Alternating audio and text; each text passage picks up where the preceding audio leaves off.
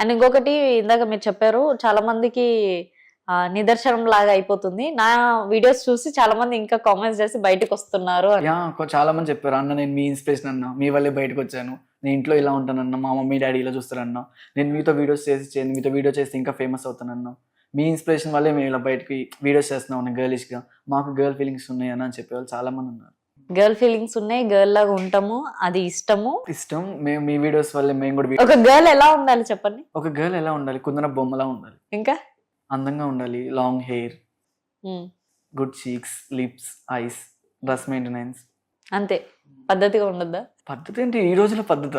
ఈ రోజులో పద్ధత? ఈ రోజుల్లో పంజాబ్ వేసుకుంటే చున్నీ వేసుకోవడమే మానేశారు, ఇంకా పద్ధతి గురించి మాట్లాడుతున్నారు. ఓకే, బాయ్ ఎలా ఉండాలి మరి? ఒక బాయ్ అయితే మంచి హెయిర్ స్టైల్, మంచి బియర్డ్, హ్యాండ్సమ్, మంచి బాడీ, మంచి ప్రొఫెషనల్ డ్రెస్సెస్, మంచి పర్ఫ్యూమ్, మంచి బైక్, మంచి కార్. బైక్, కారు రెండు. ఓకే, ఫస్ట్ తను మంచి జాబ్ హోల్డర్ అయి ఉండాలి. నా దృష్టిలో అబ్బాయి అయితే అలా ఉండాలి.